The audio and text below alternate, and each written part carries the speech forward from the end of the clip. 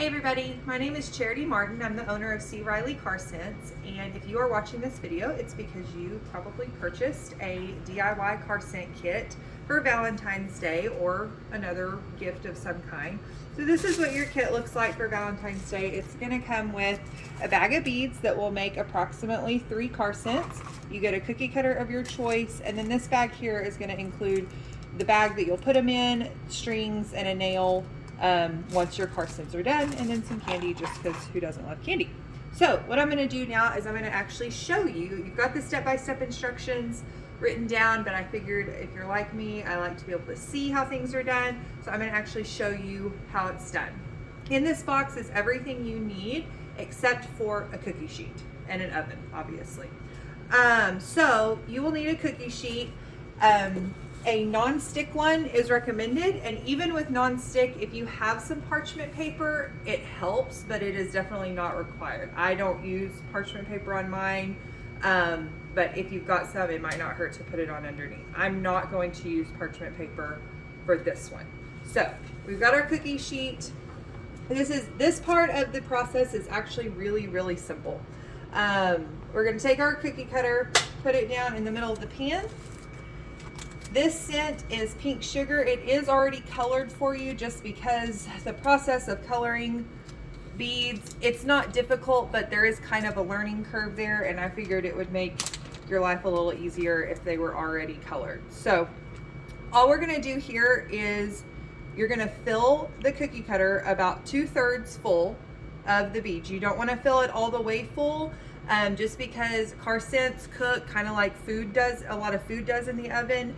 They cook from the outside in, so if you make it really thick, you would have to bake it for a whole lot longer, and you risk it not getting baked all the way through. So about 2/3 full. So I'm going to take this and I'm just going to pour.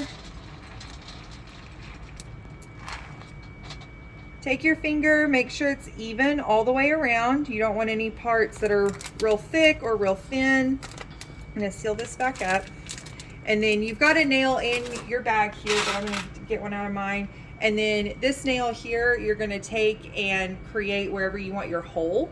This creates the hole for your string. So on a heart, I like to put it up kind of in the corner, and that'll hang. Make sure it is laying flat in there. At this point, if you have anything like glitter, well, pretty much just glitter. If you had like some glitter, I would sprinkle some glitter on it at this point before I put it in the oven. But any other decorating besides that, we usually do after the fact. So we're gonna take this in your oven. Follow me. The instructions say you want to set your oven to about 300 degrees. I've got mine on 325. Every oven is going to be a little bit different. If you know your oven gets really hot or cooks a lot quicker, you might want to knock your oven down to like 325.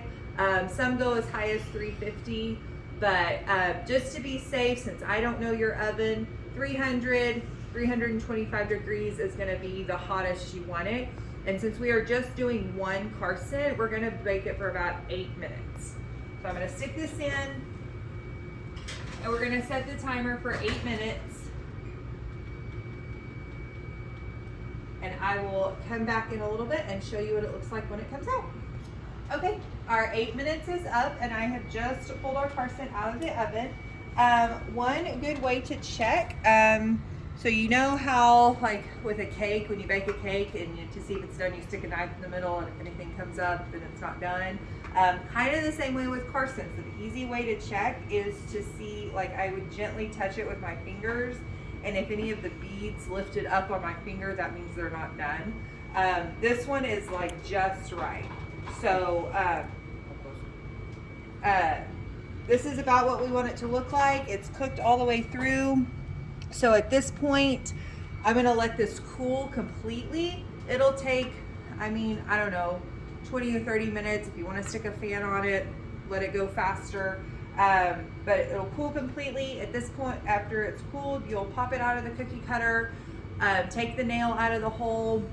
If you want to add any decorations, The t-shirt puff paint is really good for drawing on like the bumpy side, so like leopard print or polka dots or anything like that. But then it's done, and you put your string on it and put it in the bag, and you can keep it for yourself or give it to a friend, and then you can make another one. All right, thanks for watching.